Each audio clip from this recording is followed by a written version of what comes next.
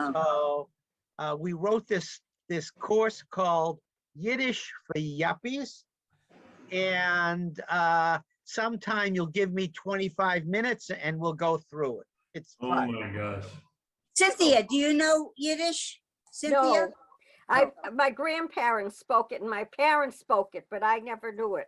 Yeah, see, I'm familiar with some of the my terms. mother only spoke it when she told me the bad words, but I learned a lot of the good words too. But I really remember some of the bad words, unfortunately. Well, my mother and father would speak Yiddish sometimes, and my mother and my aunt would speak Yiddish. But when they went into Russian, I knew I was really missing something big. No, they all, my mother had 3 sisters and they all spoke Yiddish when they didn't want me to know what they were talking about, so. What That's about what I Arnie started. Hi, Sager? darling. So Michael, Arnie. could we start with blowing the shofar? Oh yeah, let's do it. Let's do it. Elul. We're in the Elul tonight, right? Okay, so since we Today's started the month of sundown, Elul, so it's the 2nd actually. Yeah. it actually is the 2nd. So everybody knows, I'm sure that everybody knows that, All right, I'm glad you told me. And by the way, I ate. okay, in biblical times, the high priest would get up on top of the tallest tower in the temple, and they would blow the shofar every morning, to let everybody awake, everybody, to the coming of the high holiday. So in following the tradition, we will blow the shofar.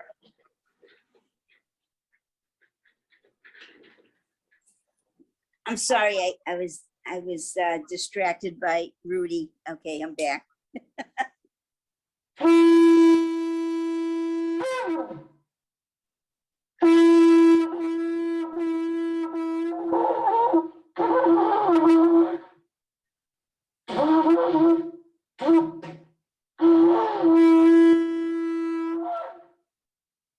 Beautiful.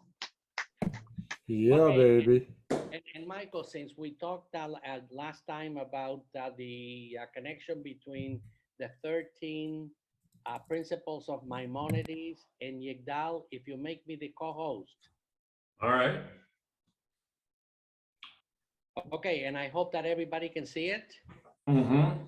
Okay, so since Gary very nicely sang for us on Saturday morning, Yigdal, Yigdal, Elohim Hai. One of the things that we talked about is the Yigdal, which was written about 200 years after Maimonides. It was actually based on Maimonides. So let's take a look at it if you can all read it.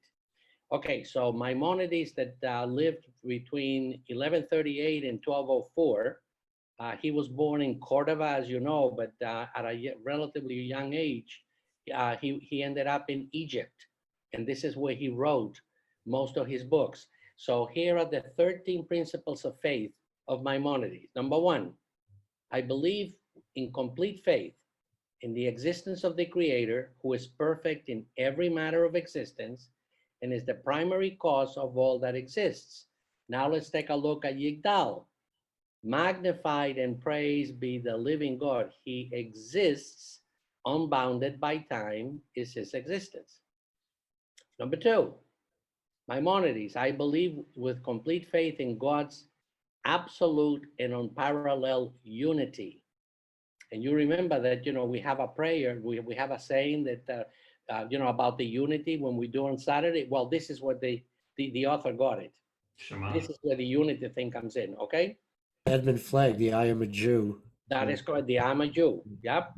So remember, he talks about the unity. Well, this is where he got it.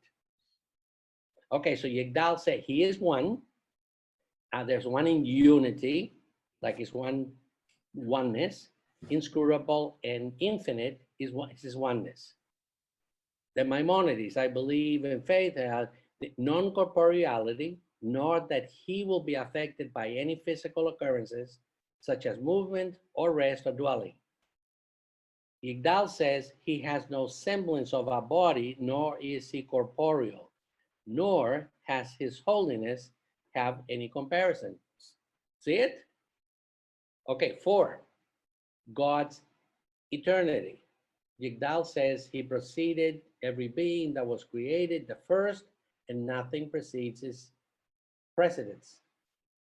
Then the other one, I believe with complete faith in the imperative to worship God exclusively and no foreign false gods. Yigdal says, behold the master of the universe, every creature demonstrates his greatness and his sovereignty. Then God communicates with men through prophecy. Yigdal says he granted his flow of prophecy to his treasured, splendid people. 7, the primacy of Moses, our teacher, in other words, Moshe Rabbeinu. Well, the Yigdal says, in Israel, none like Moses arose again, a prophet who perceived his vision clearly. And let me stop it here for a second. Given the fact that Maimonides became such a big personage in Judaism, I'm sure that you have heard the saying, from Moses unto Moses, there were none like Moses.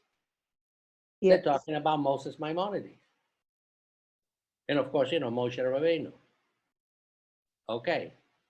The divine origin of the Torah. And Yigdal says God gave his people a Torah of truth by means of his prophet, the most trusted of his household. Immutability of the Torah. God will never amend nor exchange his law for any other time for all eternity. Then God's omniscient and providence. Then Yigdal says he scrutinizes and knows our most hidden secrets.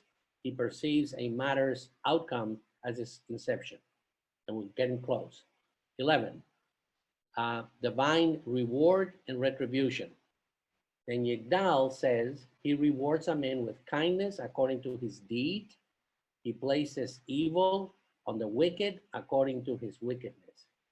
Then the last 2, the arrival of the Messiah and the Messianic era. In Yigdal, we would sing, by the end of days, he will send our Messiah to redeem those longing for his final salvation. And the last principle of faith is resurrection of the dead. In Yigdal, we would sing, God will revive the dead in his abundant kindness, blessed forever is his praise name. So now you can see the connection between the 2. Wow. Also, that many Jewish doctors they don't go by the Hippocratic oath anymore. They use Maimonides' oath. I was in a doctor's office one day and I asked him about it, and he said there's many doctors that don't like the Hippocratic oath. Who wants to start tonight? I know we got a lot to get through, and who's ready to go? Ruth, take If it you'd away. like me to, I'd be more than happy to. Okay, we started, you shall appoint right there, okay. Yeah. You shall appoint magistrates and officials for your tribes and all the settlements that the Eternal your God is giving you. And they shall govern the people with due justice. You shall not judge unfairly. You shall show no partiality. You shall not take bribes, for bribes blind the eyes of the discerning and upset the plea of the just. Justice shall you pursue, that you may thrive and occupy the land that the Eternal your God is giving you. You shall not set up a sacred post, any kind of pole beside the altar of the Eternal your God that you may make, or erect a stone pillar, for such the Eternal your God detests. You shall not sacrifice to the Eternal your God an ox or a sheep that has any defect of a serious kind, for that is abhorrent to the Eternal your God. If there is found among you in one of the settlements that the Eternal your God is giving you, a man or woman who has affronted the Eternal your God and transgressed the covenant, turning to the worship of other gods and bowing down to them, to the sun or the moon or any of the heavenly hosts, something I never commanded, and you have been informed of, have learned of, then you shall make a thorough inquiry.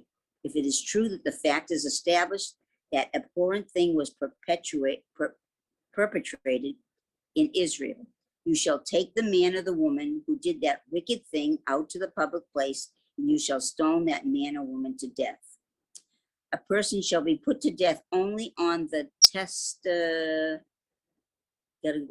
testimony of 2 or more witnesses. No one shall be put to death on the testimony of a single witness. Let the hands of the witnesses be the first to put the condemned to death, followed by the hands of the rest of the people. Thus you will sweep out evil from your midst. It's pretty heavy duty.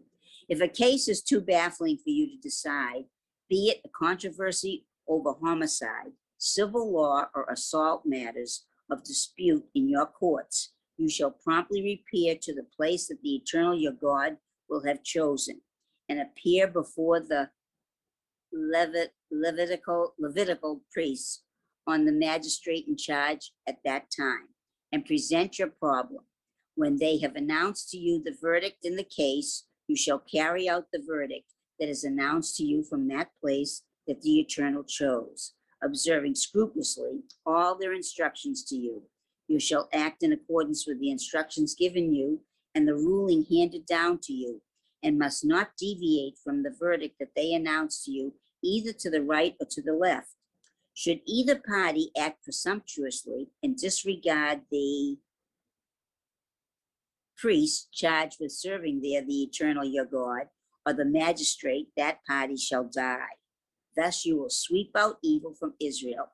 All the people will hear and be afraid, and will not act presumptuously again.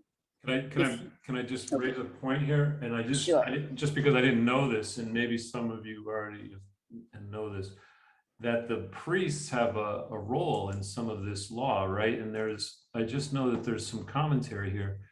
The priests, they are to serve as a higher court.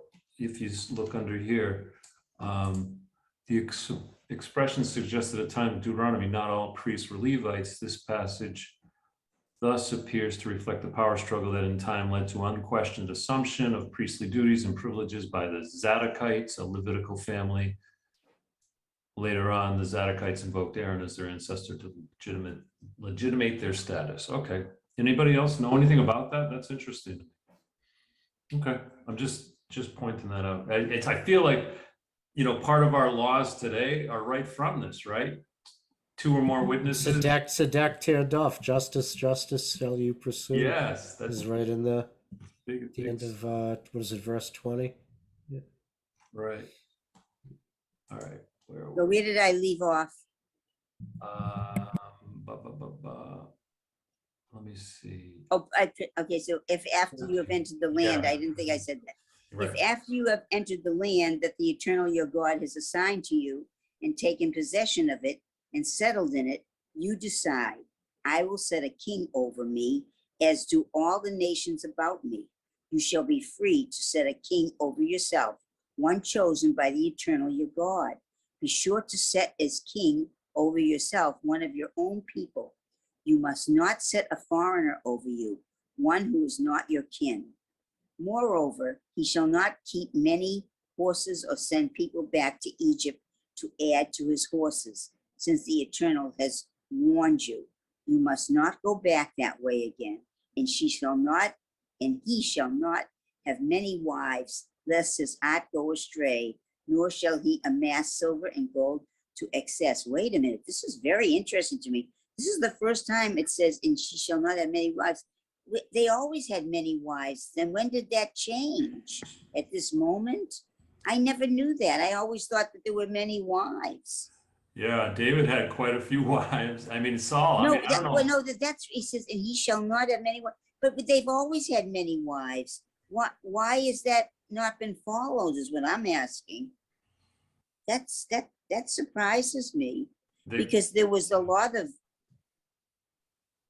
polygamy in those days. Right, and Solomon had how many wives? 400? Yeah, so this doesn't make sense to me. This really bothers me, because he said, and ye shall not have many wives, but they did have many wives. So that doesn't make sense. The thing is, I think we talked about this last year, didn't we, Gary, when we were talking about the kings and how originally when Saul became the first king of Israel Isn't that correct? And then David was king of Judah, Mhm. or vice versa, or did it start in Judah? I forget. Anyway, how God was angry with Samuel because he felt like the Israelites were going against God, that like he was saying, I'm God, I'm the king.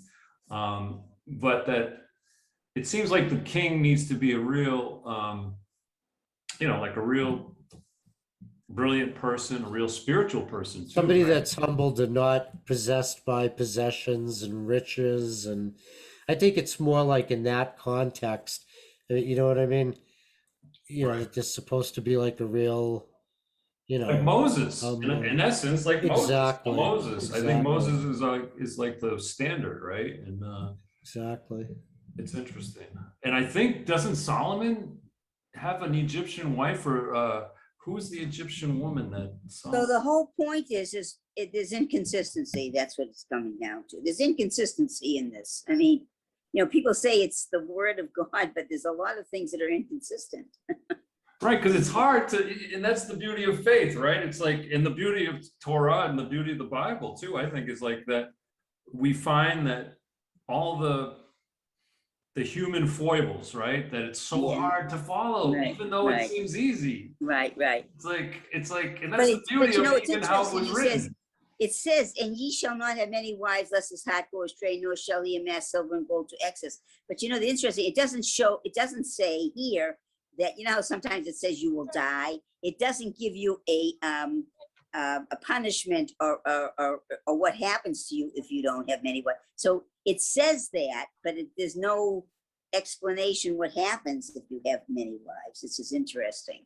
Because in other places it says you will die, or it's interesting that there's no explanation for that. That's all. Yeah, it's like a little gentle guidance.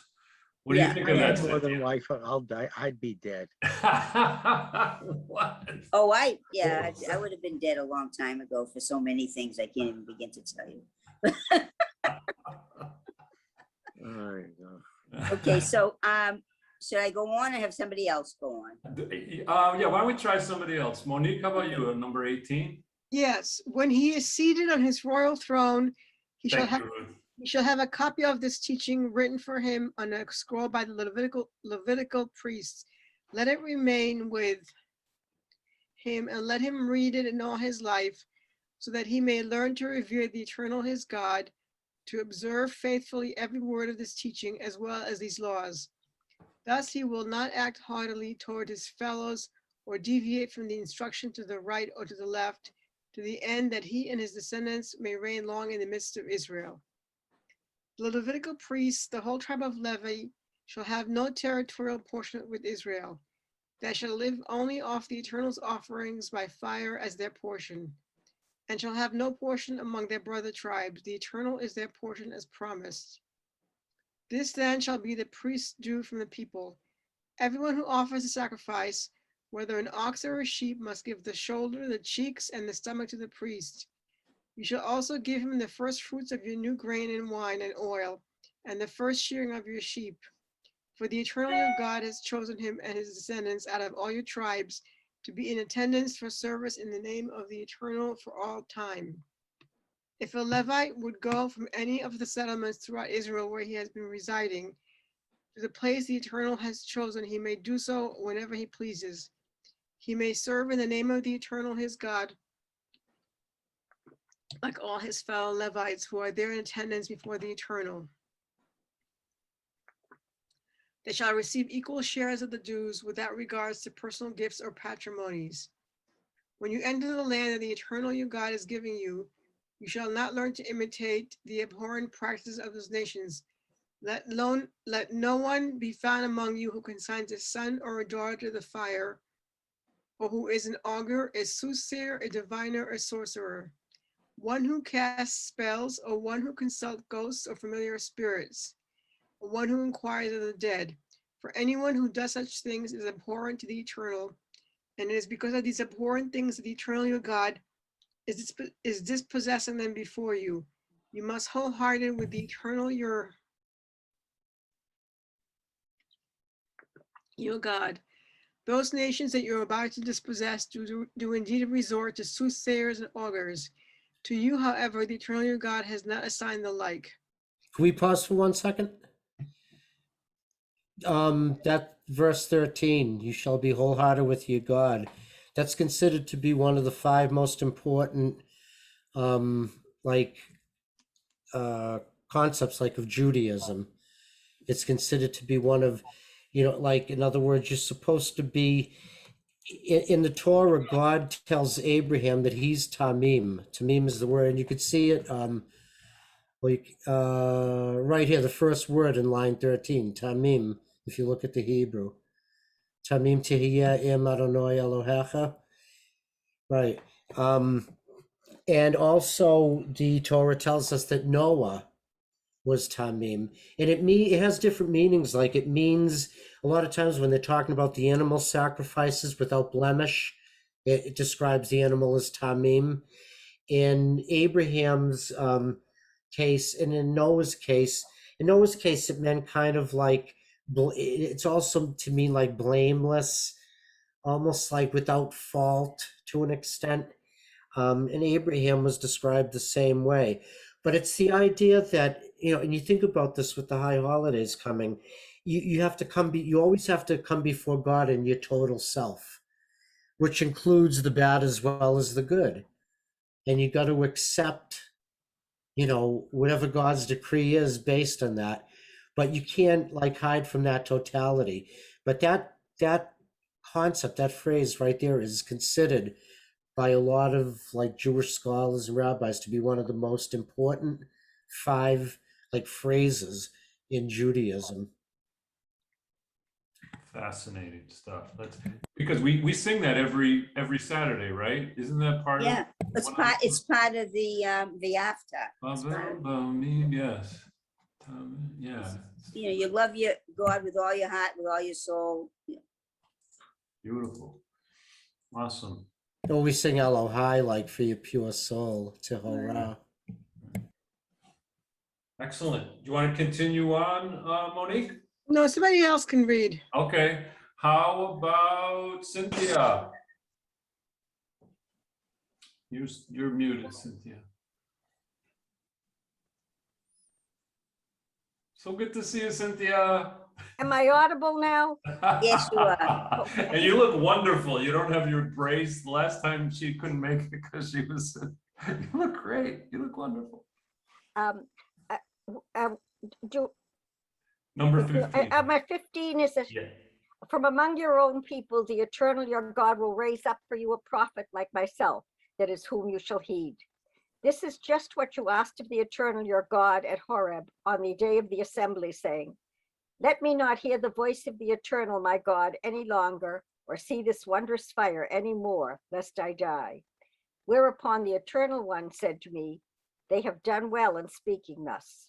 I will raise up for them from among their own people a prophet like yourself, in whose mouth I will put my words, and who will speak to them all that I command. And anybody who fails to heed the words the prophet speaks in my name, I myself will call to account. But any prophet who presumes to speak in my name an oracle that I did not command to be uttered, or who speaks in the name of other gods, that prophet shall die. And should you ask yourselves, how can we know that the oracle was not spoken by the eternal? If the prophet speaks in the name of the eternal, and the oracle does not come true, that oracle was not spoken by the eternal, the prophet has uttered it presumptuously. Do not stand in dread of that person. When the eternal your God has cut down the nations whose land the eternal your God is assigning to you, and you have dispossessed them and settled in their towns and homes, you shall set aside 3 cities in the land that the eternal your God is giving you to possess. You shall survey the distances and divide into 3 parts the territory of the country that the eternal your God has allotted to you, so that any male killer may have a place to flee to. Now this is the case of the killer who may flee there and live, one who has slain a fellow Israelite unwittingly without having been an enemy in the past. For instance, a man goes with another fellow into a grove to cut wood. As his hand swings the axe to cut down a tree, the axe head flies off the handle and strikes the other so that he dies, that man shall flee to one of these cities and live. Otherwise, when the distance is great, the blood avenger pursuing the killer in hot anger may overtake him and strike him down. Yet he did not incur the death penalty, since he had never been the other's enemy. That is why I command you, set aside 3 cities. I just love it when we have all these very specific rules that just kind of pop up like this as an example. I think it's like, it's just, I don't know, it makes it really personal and really touching, you know, like God wants to have peace in the land, right? And he sets up this stuff to try to make it happen. It's interesting too that there's like, except for like when Joseph is in prison, I don't remember if we talked about this, but like, in other words, if you kill somebody, if you murder somebody, I mean, and you know, there's 2 or more witnesses, you're supposed to be put to death. If you steal something, you're supposed to make restitution, you know, but there's no like punishment by going to prison, like being locked. It doesn't, there's nowhere in the Torah that we see that except, you know, with Joseph, but that was in Egypt. This is a I agree. This is, Gary, I think you hit it, Gary. This is really an important, very important here, because up until now, it's been an eye for an eye. You know, if you do this and 2 people said you do it, you're done. You know, they'll take you out and they'll stone you, or other whatever. They'll kill you. This is one of the most important pieces here, because here it says, wait a second, you know, it's always not cut and dry. There are always situations where people are relatively innocent of an accident. And this piece here allows us to consider the fact that, you know, I went to cut some wood. I hit the tree, the axe flew off, axe handle, and killed somebody. Well, up until now, that was it. You were done. 2 people saw you. Now this is, wait a second. There are opportunities for A, leniency, and B, there are gray areas here. And this is the first time that we're even considering quote unquote manslaughter. So I think this is a very important piece here. And the fact that they don't like go to prison. You know, it's like if you kill, like you either, if you commit an act that you're supposed to be killed for, you're killed. If you, well, I mean, this is like manslaughter, which you, like you say, inadvertent. But it's weird, like, it's like we talk about prisons or overcrowd, you know, the prison industry. I think Emma had talked about it. I think she did a thing for TTS where she did. Yeah, I think so. Yeah, you're right. Yeah, but I'm saying, like, you know, in the Torah, like, the, you know, we have the commit for the sanctuary cities for people to live, and they're supposed to stay there until the priest currently in power dies, which is interesting because say if you get sent to the sanctuary city and then the priest dies the next day, then you could, you know, but you're supposed to be, you know, and if you leave the sanctuary city, then whatever happens to you, you know, can happen to you. But I'm just saying it's weird that there's nowhere here where it says, like, if you do this, that you shall be locked up or locked away. And it's like not an option. If you steal something, you pay the person back like double what you stole or whatever it is. You make restitution is what the Torah says you're supposed to do. There's nothing that says anything about locking people up. Interesting stuff. We can, I mean, I was even thinking about Ezekiel. There's a passage in Ezekiel how a person's sins will be covered up if they atone for them. And this is in the Hebrew Bible. But it doesn't say anything about like not having to pay for the sins. Like you still have to pay for things that you do, but people might not know what you did. Anyway, that's in Ezekiel. I don't want to go on and on, but this is amazing. But you don't pay stuff. like by you don't pay with time. You know, Right, if somebody steals 20 shekels from you, they're supposed to pay you back 40 shekels or whatever, and that's it. Yeah. You know, justice has been done. you know? Yeah, and we move on. We move on. A lot of times in this world, the world we live in, a lot of people don't want to move on, or they don't want to, you know. Anyway. Those cities that you could go to were called cities of refuge. Oh, right. Yeah, cities of refuge. Yeah. And you would be there until how long? Till For the rest of your life. No, until the current priest, from what I read, the current priest, like from the time that you go there, you have to stay there for the amount of time that the priest that's in power, I guess, you know, that was in power when you went there. You have to stay. If a priest dies and a new priest comes into power, you can leave. But when you leave there, you know, if somebody wants to take revenge on you, whatever happens, happens. Once you leave there, you're not safe. So it's safer to stay until you die. Probably. Yeah. it's interesting too, that they look upon the safety of the individual caught up in this presumed crime, right? It's interesting. Or you'd stay there till possibly till anybody that would exact revenge on you is dead. Mhm. You know. Great. Cynthia, Depending thanks how for long it reading is. so much. Thank you so much for reading. Rocco, do you want to continue at number 8? Yes.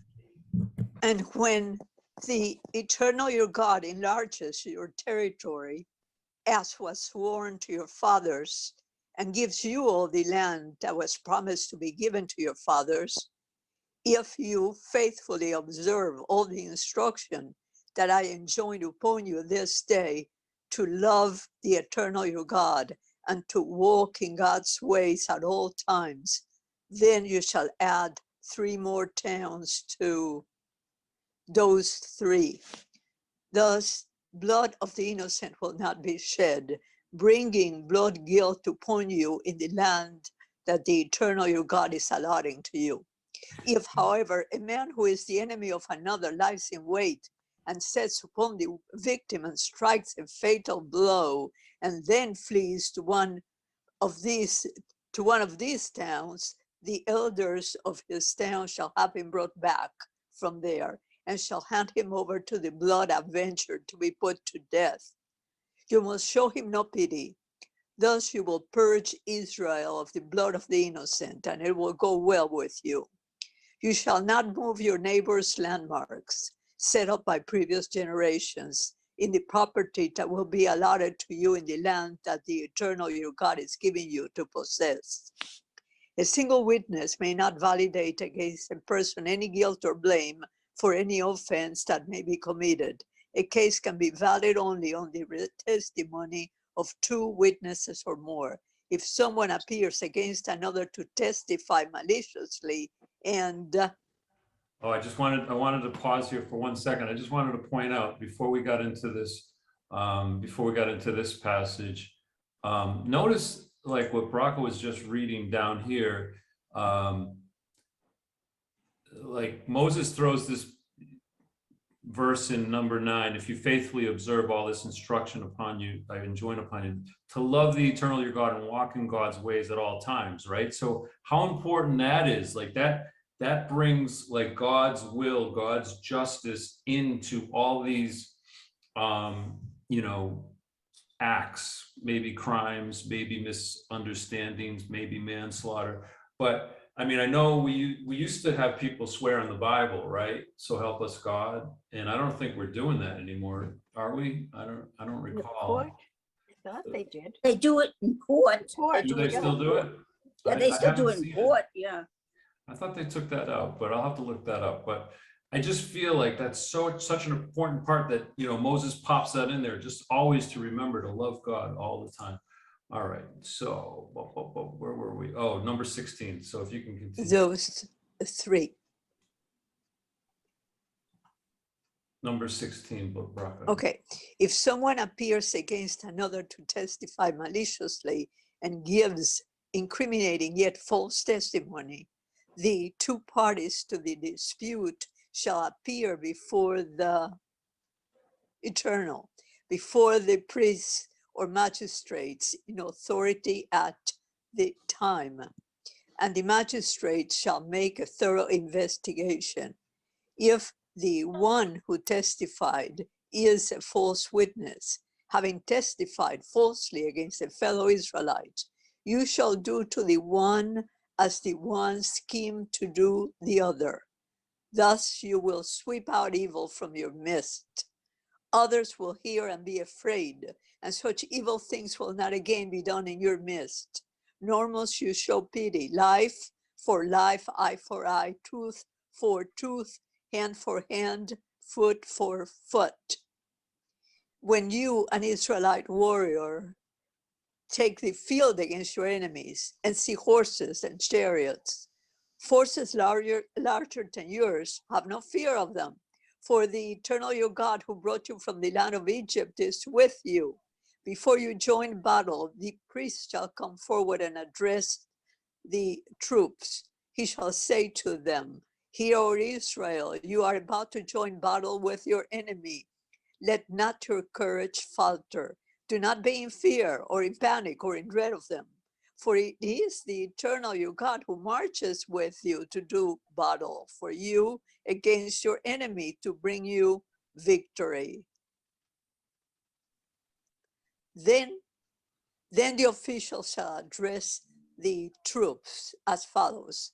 Is there anyone who has built a new house but has not dedicated it? Let him go back to his home, lest he die in battle and another dedicate it. Is there anyone who has planted a vineyard but has never harvested it? Let him go back to his home, lest he die in battle and another harvest it. Is there anyone who has paid the bride price for a wife, but who has not yet married her? Let him go back to his home, lest he die in battle and another marry her.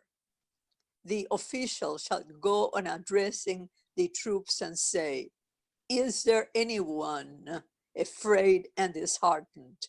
Let him go back to his home, lest the courage of his comrades flag like his. When the officials have finished addressing the troops, army commanders shall assume command of the troops. When you approach a town to attack it, you shall offer it terms of peace. If it responds peaceably and lets you in, all the people present there shall serve you at forced labor. If it does not surrender to you, you will join battle with you. But will join battle with you, you shall lay siege to it. And when the eternal your God delivers it into your hand, you shall put all his males to the sword. You may, however, take as your booty the women, the children, the livestock, and everything in the town, all its spoil, and enjoy the use of the spoil of your enemy, which the eternal your God gives you. Thus you shall deal with all towns that lie very far from you, towns that do not belong to nations hereabout. In the towns of the latter peoples, however, which the eternal your God is giving you as a heritage, you shall not let a soul remain alive. No, you must proscribe them. The Hittites and the Amorites, the Canaanites and the Perizzites, the Hivites and the Jebusites, as the eternal your God has commanded you, lest they lead you into doing all the abhorrent things that they have done for their gods, and you stand guilty before the eternal your God. When in your war against the city, you have to... Pretty tough stuff, huh, Cynthia? Pretty tough stuff here. Oh, Cynthia. I know it. This stuff gets me crazy. But just think that all right, I don't want to start. That's the trouble. I just think is what I do. I think and I see this, and it's very hard for me to digest it all. It is. Well, that's why we're Reformed Jews. This was written by man, inspired by God, and as far as I'm concerned, this was not inspired too heavily. This was written by man, and that's why I'm a Reformed Jew and not a Orthodox Jew, because Jews, they would say that this is what God says, kill them all, and we Reformed Jews say, well, that may have been misinterpreted. Yeah, or it's a different time and place, and that it's not, well, now again, though, as I think about today's Israel, it's like, oh boy, oh boy, oh boy, oh boy. All right, let's not go there. So where No, were no, we? no, I want to go there, Michael. You want to go there? All right. I well, want to let's go there. there. I mean, yeah, I mean, I peace want is you so to, important for. I want you to explain that, because I'm a little confused where what that means. Well, to the best of my ability, I think that the most important thing, I believe in all of this, is that we all love God and follow God. And so when I read these things, I think that it was very harsh. And I always go with what Gary says, is that it had to be harsh for people to hear how important it was. Now, in case it, whether or not this happened the way it's written down, I sort of believe it did happen the way it was written down. I mean, it's all interpretable, right? I mean, that's the reason why there's so many different groups and so many different religions and so many different denominations. And See, and I understand that now. You should be a clergyman. You're going to school for that. Stay tuned. So the most important thing I always say is to love God, and it's hard to see how this all works out, but I mean, I do feel like there is a lot of killing, and as we were talking about earlier, someone had to pay something for the killing. And I mean, I kind of, because I'm a Christian, I do believe that there was a guy who died for a lot of stuff, and it might have been that guy. I don't know. So, and that's the other thing too, because I think when we think about, like, as a Christian, I think that the way Jesus died, it kind of woke up the Gentiles, the pagans. It woke up the pagans to their own vicious paganism. The Roman death cross became a cross of salvation for who? The pagans. The pagans had to stop doing what they were doing. And even though we know the Christian crusades, horrible, all the different things that were done in the name of God, horrible, I think that we're probably, hopefully, coming out of that period of, like, stop killing in the name of God, because it's just, it's already, it's almost, everything has been over, it's been done, it's over and complete. And if we keep, You're not gonna like my 2 cents, but I believe that it's still going on about people fighting over their own way of belief of God. And that's why this world is so upside down right now. I mean, I don't look at it as, I'm not negative, but I'm just saying that I see an awful lot of people having to say things that they believe in the name of God that I don't think is helpful for humanity. Let's put it that way. Yeah, absolutely. I agree with that too. I absolutely do. I think that's yeah, very well said. Yeah. Very well said, because it's not this time. I mean, if this did happen as, this was written, it has happened. It's over, it's almost Yeah. like, and unfortunately, I agree with what you're saying, Ruth, that people do still continue to hold the sword. Right. Even our own country, right? Why are we going to Afghanistan? There's so much going Why on are we, right now.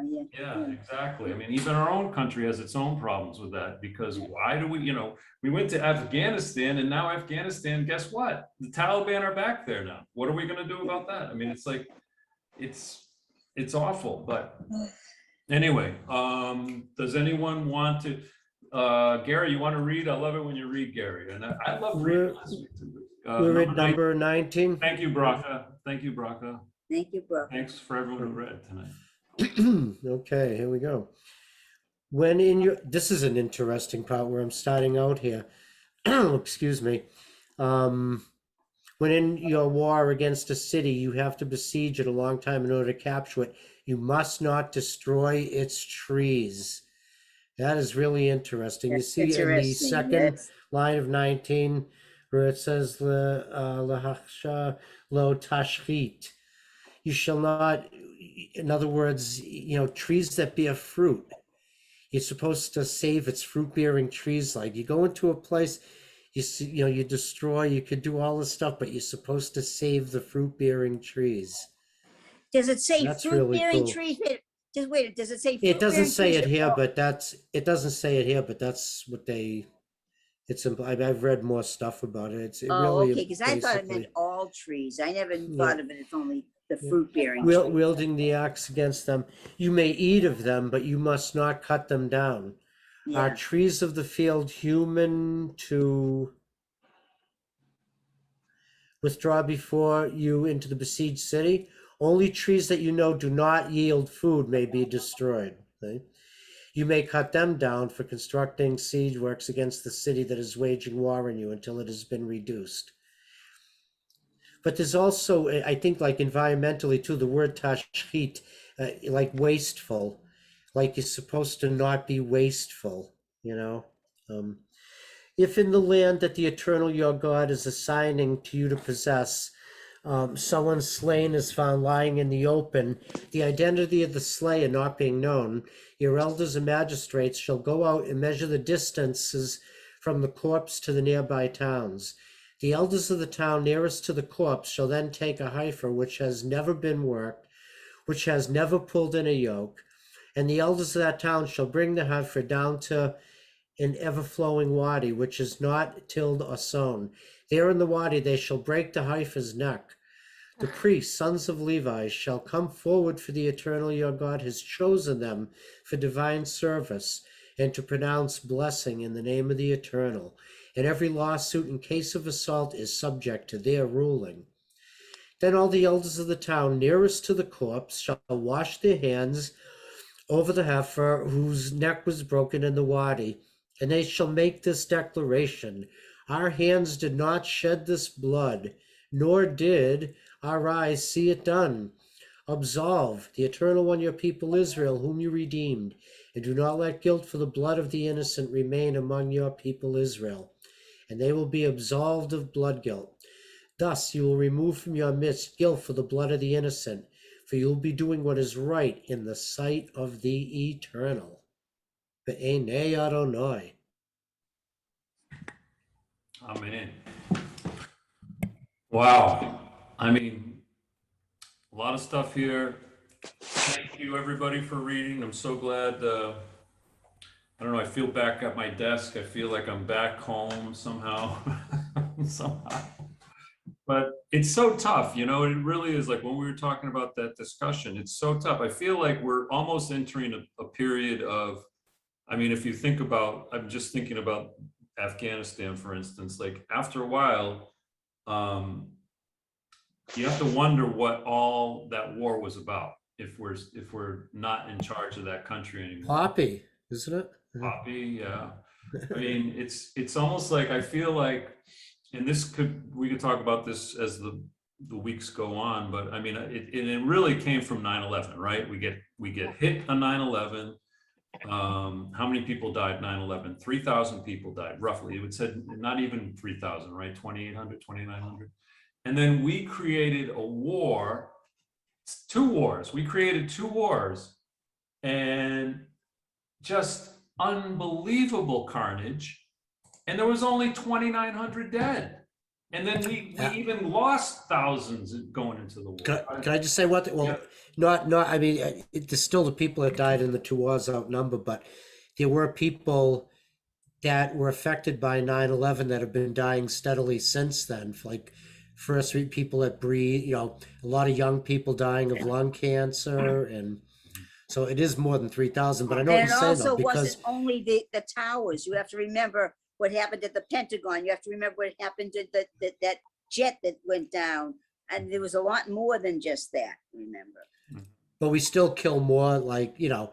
Yeah. Oh, You no, know, I we agree. still- But I mean, yeah. there was a lot that happened that day. I'll never forget that day. Yeah, I agree. I mean, it was a horrific day. I mean, Yeah. I can't. I was We an were looking- activities.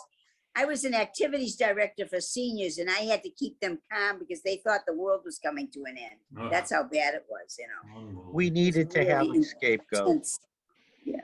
Yeah, and then, yeah, I mean, what I feel like in that instance, and this is me personally, you don't have to agree with me, this is fine, but it's like, I really feel like this is an instance where, you know, what our answer to 9/11, for whatever reason, wasn't the right answer, right? I just don't think it was.